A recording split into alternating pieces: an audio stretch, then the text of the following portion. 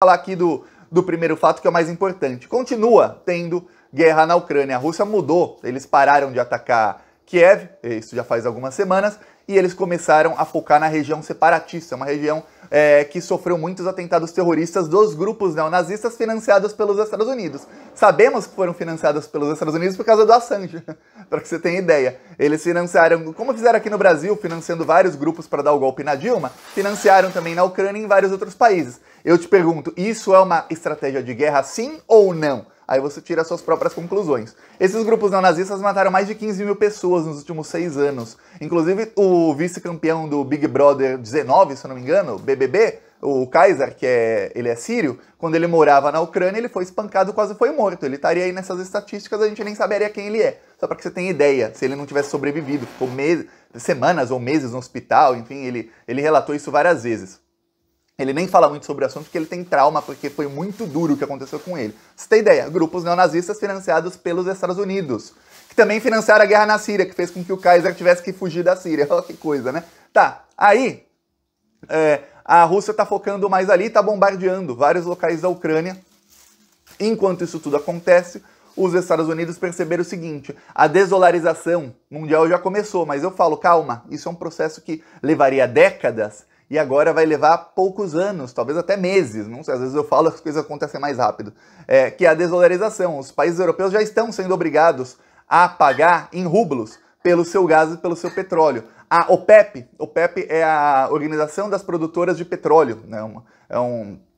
Tem vários países na OPEP. A OPEP emitiu um comunicado no final da semana passada, foi na quinta-feira, antes da Sexta-feira Santa. E olha que nem é Sexta-feira Santa na maioria dos países da OPEP, que são países árabes ou persas. Pois bem, a OPEP disse, não tem como, a gente não vai aumentar a produção de petróleo, esqueçam. Ou seja, vocês dependem da Rússia e vão continuar dependendo da Rússia. 60% da energia usada na Alemanha, eu falo gás e petróleo, vem da Rússia. Então, os países europeus já estão obrigados a comprar agora petróleo e gás pagando em rublos, não mais em dólar.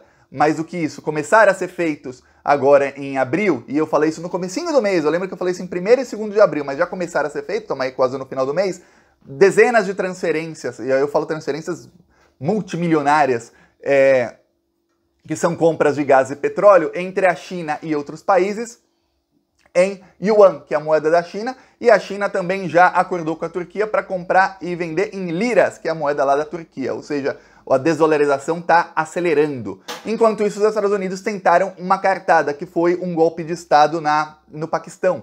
Os Estados Unidos financiaram lá também, do mesmo jeito, do jeitinho que fizeram no Brasil e nesses outros países. Financiaram lá vários grupos, esses grupos conseguiram quase metade do Congresso de lá. Eles, com muita corrupção, conseguiram maioria do Congresso, e o presidente democraticamente eleito, ele caiu, assumiu um novo primeiro-ministro que é alinhado com os Estados Unidos. As primeiras atitudes desse novo primeiro-ministro foi usar o Paquistão é uma potência nuclear, para bombardear o Afeganistão. Aí você fala, mas por que o Afeganistão, Thiago? O que tem a ver com o Afeganistão? Vamos lembrar, os Estados Unidos, outra coisa que o Assange ajudou a revelar, eles financiam grupos terroristas em vários locais do mundo. Eles financiaram o Talibã. O Talibã, que hoje governa o Afeganistão, foi financiado pelo governo norte-americano, financiado e treinado pelos norte-americanos. Aí eles se tornaram, em algum momento, um grupo terrorista e se voltaram contra os Estados Unidos.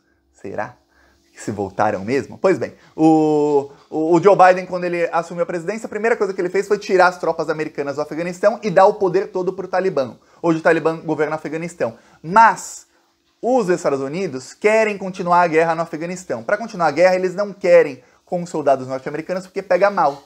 Então eles deram um golpe de Estado no Paquistão para que os paquistaneses lutem a guerra que eles querem lá no Afeganistão. Então o Paquistão, que é muito mais poderoso, começou a bombardear o Afeganistão e vai para cima do Afeganistão. Vamos lembrar, o ex-presidente do Paquistão, o primeiro-ministro, o que foi deposto, ele era contra fazer uma guerra do Paquistão contra o Afeganistão, contra o Talibã, porque ele falou, temos outras prioridades. Eu preciso aqui cuidar do meu povo e eu preciso pensar na geopolítica mundial e não aqui na geopolítica local, eu contra o Afeganistão. Pelo contrário, quem colocou o Talibã no poder foram os Estados Unidos, eu não tenho nada com isso.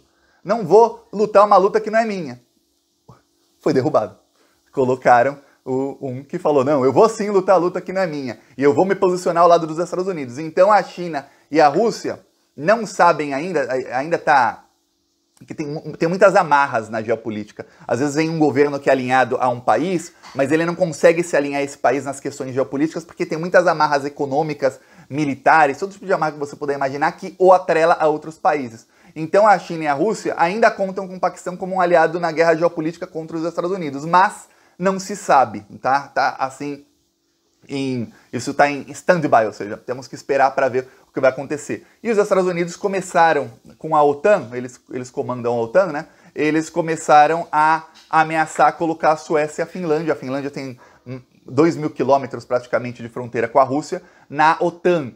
Se a Ucrânia entrar na OTAN, já causou essa guerra, a Finlândia entrar na OTAN pode causar a Terceira Guerra Mundial. É isso que o Biden quer, elevar as tensões. Então, ele pegou a Finlândia, que jamais foi ameaçada pela Rússia, jamais foi ameaçada por ninguém. A Finlândia tem um acordo internacional de que não entraria na OTAN. Por quê? Porque a Finlândia ajudou a Alemanha nazista na Segunda Guerra Mundial, sabia disso? A Finlândia tem muita fronteira com a Rússia, então o que fez o exército finlandês? Eles fizeram uma barreira ali pelo solo, então a Rússia não podia entrar na Europa, eu tô ao contrário no vídeo, a Rússia aqui, a Europa aqui, a Rússia não podia entrar pelo norte da Rússia porque ali tinha a Finlândia, uma barreira de 2.000 quilômetros. Então a Finlândia ajudou a Alemanha nazista assim. Depois da Segunda Guerra, ficou ruim, a Finlândia assinou tratados com a Rússia, com a União Soviética então, e depois com a Rússia quando acabou a União Soviética, de que eles jamais entrariam num acordo militar, a Finlândia se manteria neutra. Hoje não, hoje a Finlândia tem um governo que é capacho dos Estados Unidos, como quase toda a Europa, se você pensar bem, e a Finlândia está aceitando entrar na OTAN, mesmo que isso custe a segurança dos finlandeses, porque a Finlândia nunca foi ameaçada pela Rússia. A Rússia falou, ah é? Então vocês vão entrar na OTAN. Vai ter base militar dos Estados Unidos na nossa fronteira, 2.000 quilômetros de fronteira com base militar norte-americana aqui. Vocês não viram o que aconteceu na Ucrânia? Que tem uma fronteira menor. A Ucrânia tem o fato de ser mais perto de Moscou. Um míssil da Ucrânia chega em Moscou em menos de 5 minutos, uma bomba atômica. A Rússia não ia ter tempo nem de piscar. Puf, explodiu tudo. A Finlândia fica perto de São Petersburgo. Não é a capital, mas é a segunda maior cidade. A Rússia falou, ah é? Vocês vão fazer isso mesmo? Então a Rússia... Vou te mostrar aqui o vídeo. Você falou, já que vocês querem aumentar as tensões, vamos ver aqui quem é o bom aqui, o Finlândia. Esse aqui é o míssil russo Sarmat. Ele é considerado o míssil mais poderoso do mundo. Ele foi lançado ontem com sucesso. A câmera tá meio travadinha assim, porque o míssil ele sai muito rápido e aí fica quadro a quadro. Mas tá aí o míssil Sarmat, ele foi lançado, ele tem uma coisa, ele comporta 38 ogivas nucleares. E quando ele chega perto do seu alvo, ele solta 38 ogivas nucleares em alvos distintos.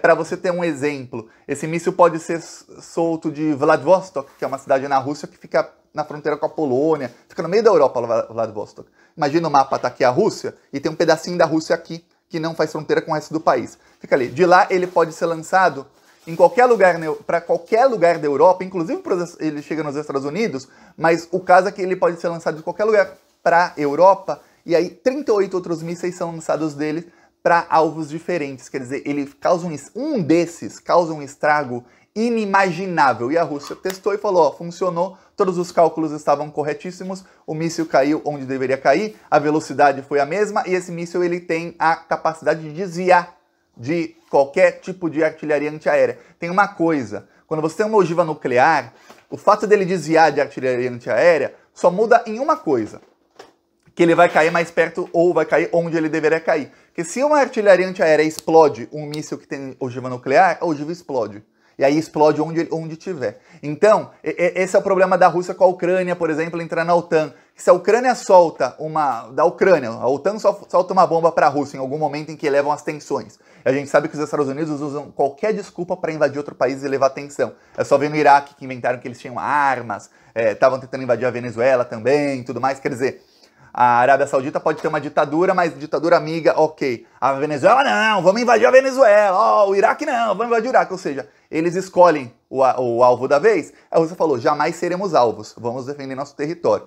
Da Ucrânia, uma ogiva nuclear, ela cruza a fronteira com a Rússia em menos de 30 segundos. Um minutinho, pum, já cruzou. Então mesmo se a Rússia interceptasse, explodiria uma ogiva nuclear dentro da Rússia. Quer dizer, por isso que a Rússia fez isso. Na Ucrânia agora está tirando boa parte do território ucraniano e anunciou essa semana que é uma nova parte da guerra. É isso, vamos ver agora os próximos capítulos. Eu peço que você se inscreva aqui no canal, que esse tipo de informação você não vai ver na grande mídia. A grande mídia fala o resumo da grande mídia aqui em 10 segundos. O Putin invadiu a Ucrânia porque ele é malvado, ele gosta de matar pessoas e criancinhas inocentes. É isso que ele gosta, viu? E a Ucrânia, não, a Ucrânia são todos lá, o Zelensky é ótimo, o Joe Biden é ótimo, eles não têm culpa nenhuma, a culpa é só do Putin, é isso. Essa é a grande mídia. Aqui a gente mostra que, na verdade, a guerra é só o pano de fundo, a desculpa para uma guerra geopolítica muito maior que envolve processos históricos. Falou.